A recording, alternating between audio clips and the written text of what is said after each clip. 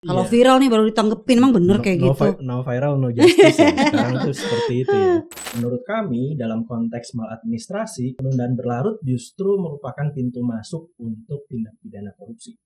Sepanjang masyarakat menyampaikan keluhan, pengaduan itu kita selesaikan semua. Kita selesaikan semua sepanjang juga pengadunya jelas. Bisa kita akses, bisa kita komunikasikan. Seringkali nggak mudah begitu. Di beberapa negara luar sekarang justru mereka sudah tidak lagi menerapkan survei kepuasan masyarakat, tetapi survei percayaan gitu, trust survey.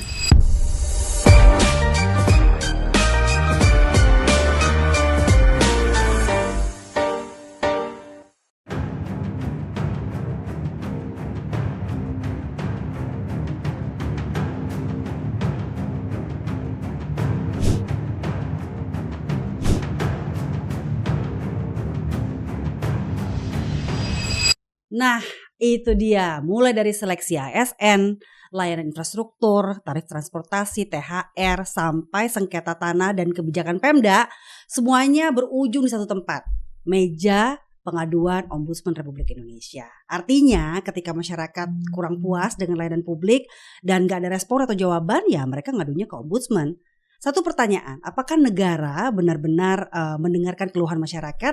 Bersama saya Dian Mirza dan dua tamu istimewa kita hari ini, ada Pak Patnuaji Agus Indrarto, Keasistenan Utama Pengaduan Masyarakat Ombudsman Republik Indonesia, dan juga ada Pak Hantor Situmorang, Sekretaris Inspektur Jenderal Kemenkum RI.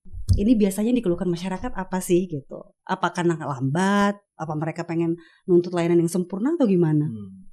Ya, pada dasarnya pasti masyarakat kita saat ini sedang berharap bahwa pelayanan publik itu akan semakin baik gitu ya. Oleh karenanya memang tuntutan untuk bisa memberikan pelayanan yang lebih baik dari waktu ke waktu itu tentu sangat diharapkan oleh masyarakat. Jadi kalau dari catatan kami memang setiap tahunnya itu justru jumlah pengaduan ke Ombudsman bukan menurun trennya, Mbak Dian. Malah makin banyak, masih meningkat. Dan memang yang paling banyak itu selama beberapa tahun terakhir itu terkait dengan masalah tidak memberikan pelayanan atau penundaan berlarut. Penundaan berlarut ini kami berikan catatan khusus karena menurut kami dalam konteks maladministrasi, penundaan berlarut justru merupakan pintu masuk untuk tindak pidana korupsi. Kebanyakan aduannya apa, Mas Aji? Iya, kebanyakan pengaduannya kalau yang masuk beberapa tahun terakhir ini mengenai masalah agraria gitu ya, tanah. Tidak hanya di kantor ATR BPN sebetulnya yang dilaporkan, tetapi juga sampai ke Pemda gitu ya. Karena memang sekarang bisa dikatakan Pemda itu ujung tombaknya pelayanan kepada masyarakat gitu ya. Kemudian yang kedua yang terbanyak itu terkait dengan masalah kepegawaian. Jadi terkait dengan masalah rekrutmen ASN dan mutasi dan seterusnya itu juga cukup banyak dilaporkan kepada kami. Yang lainnya misalnya terkait masalah pendidikan. Itu lumayan banyak jadi kepada laporan kepada Ombudsman mengenai hal tersebut. Seleksi ASN-nya ada contohnya nggak kira-kira, Mas Aji? Kayak apa yang diaduin gitu? Ya banyak kecurangan ya, bukan sebetulnya lebih kepada ketidakpuasan. Ingin mendapatkan kejelasan saya sebetulnya nilainya berapa sih, kenapa kok saya nggak lulus gitu dibandingkan transparansi dengan yang ya. lain-lainnya. Ya betul. Walaupun sebetulnya sudah pemerintah sudah berupaya, maka sekarang itu yang dilakukan Ombudsman pada umumnya adalah meminta agar setiap instansi lebih kooperatif, lebih responsif terhadap setiap pengaduan yang masuk. Nah, itu yang kemudian menjadi upaya yang kami dorong kepada instansi agar bisa selesaikan terlebih dahulu setiap pengaduannya, memberikan kesempatan instansi melakukan self correction, baru kemudian akhirnya kalau tidak ditindaklanjuti dengan proper bisa ke Ombudsman. Jadi Ombudsman bukan first option begitu ya, harusnya menjadi last resortnya ketika instansi sudah tidak menindaklanjuti dengan proper, maka kemudian akhirnya Ombudsman yang turun. Baik, Pak Hantor, kalau dari pola keluhan yang disampaikan Ombudsman ini gitu ya, yang terlihat di internal Kemenkum sendiri yang seperti apa, Pak? Ya, jadi Kementerian Hukum dengan Ombudsman itu sebenarnya sudah banyak interaksi ya. Jadi bahkan penerimaan PNS itu dari awal kita sudah melibatkan ombudsman sebagai pendampingan di seluruh wilayah bahkan di pusat. Jadi kalau terkait dengan layanan yang ke masyarakat itu memang kita concern mengawal supaya apapun yang disampaikan masyarakat itu menjadi bagian yang harus kita respon cepat. Jadi kalau Pak Menteri menyampaikan, kementerian kita ini kan sangat terbuka ya untuk dikritisi maupun diberikan masukan atau pengaduan apapun yang disampaikan pasti kita tindak lanjuti. Yang banyak selama ini ya tentu layanan publik itu terkait dengan AHU, Administrasi Hukum Umum, dan juga KI, kekayaan intelektual, karena fokus layanan kita untuk masyarakat ada di sana. Di samping juga memang ada pengaduan masyarakat terkait dengan perilaku pegawai kita di dalam hal memberikan layanan, dan juga di dalam hal ya pelanggaran kode etik atau PP 94 terkait dengan disiplin pegawai negeri sipil. Sistemnya sudah ada, jadi kebijakan untuk menangani pengaduan itu sudah ada. Bahkan Menteri sudah membuat peraturan Menteri nomor 4 tahun 2026 tentang pengelolaan laporan pengaduan.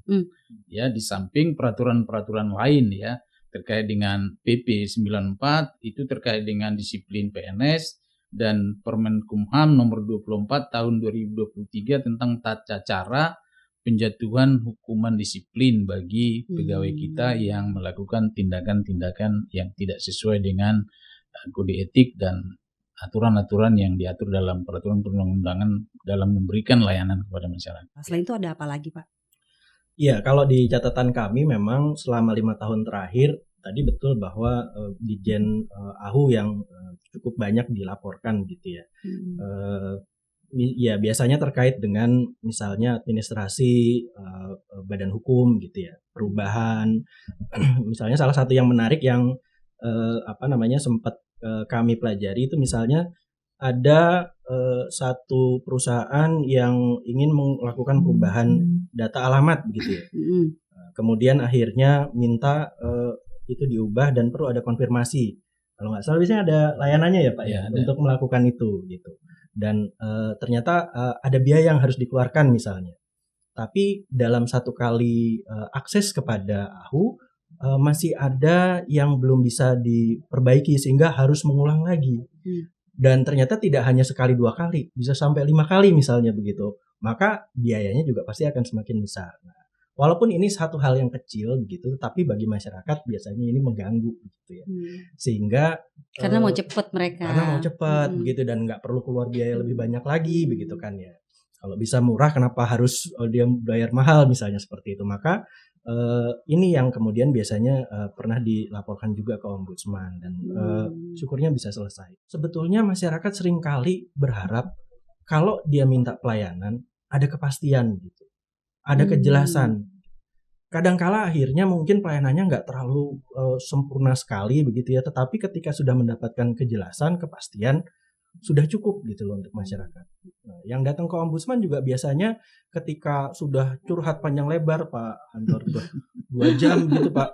Terus kadang kami tanya, jadi apa yang bisa kami bantu? Sudah Pak, cukup. Yang penting kami didengar saja sudah. Oh, senang. Mau curhat doang.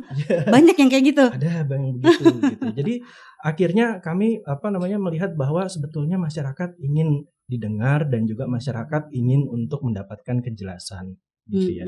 Dan ya kalau memang pelayanan kita sudah cukup bisa mendorong ke arah sana, ya pasti kita bisa memberikan kepuasan tersendiri ya, meskipun juga kadang akhirnya ekspektasi itu bisa terus bertambah gitu ya gitu ya, sesuai dengan perkembangan zaman.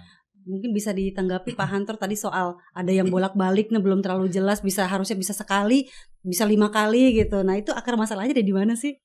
Ya, kalau saya lihat sih ada 2 ya terkait dengan tadi sudah beli voucher misalnya, kalau di sana kan voucher tuh udah dibeli tapi melewati batas waktu tidak digunakan. Oh. Ya, tidak digunakannya itu bisa 2, karena memang yang bersangkutan belinya buru-buru tapi belum siap Dipakai. dokumen-dokumen untuk digunakan, itu bisa terjadi. Satu lagi bisa memang karena akses terhadap layanan itu ada kendala. Oh, oke. Ya, karena kita kan sekarang sudah berbasis teknologi ya. Iya, iya. Ada saat-saat memang satu jenis layanan misalnya terkendala dengan Sistemnya lagi down gitu ya. down dan seterusnya. Nah, namanya juga teknologi ini kan harus diupdate terus ya. Ya. Jadi ya mungkin kendalanya di situ. Jadi dia sudah beli kemudian tidak bisa digunakan lagi dan dia harus beli lagi gitu ya.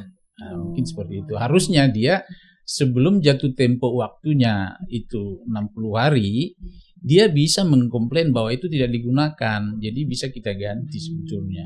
Gitu. Masalah Seperti itu. komunikasi aja sebenarnya ya. Tapi Iya. kalau dari tahun ke tahun Pak Hunter sama Mas Aji gitu ya, ada nggak perbedaan keluhan atau sebenarnya bisa dilihat nggak polanya?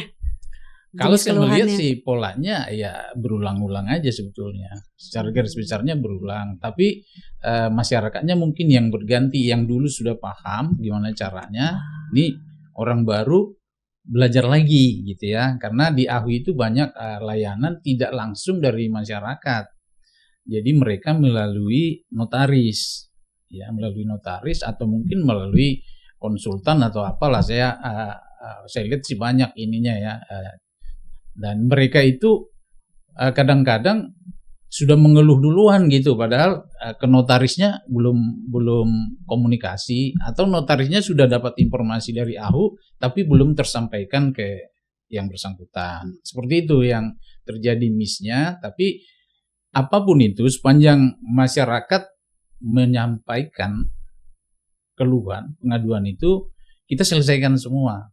Kita selesaikan semua sepanjang juga pengadunya jelas, bisa kita akses, bisa kita komunikasikan. Mas Aji gimana Mas Aji? Kami harus menekankan bahwa posisinya ombudsman itu di tengah. Jadi kami tidak memihak kepada pelapor, kami juga tidak memihak kepada terlapor begitu ya. Maka biasanya yang kami lakukan adalah ketika sudah ada laporan, kami minta klarifikasi gitu ya. Dan itu tadi yang disampaikan oleh Pak Hunter. Jadi ada penjelasan begitu. Oh, ada permasalahannya seperti ini. Sehingga akhirnya nanti bisa ketahuan permasalahannya seperti apa, akar masalahnya, dan bisa dicarikan solusinya bersama-sama. Jadi seperti yang tadi saya sampaikan bahwa ya kejelasan, kepastian, itu hal-hal yang mendasar yang seringkali justru diharapkan oleh pelapor ketika mereka mendapatkan permasalahan pelayanan publik.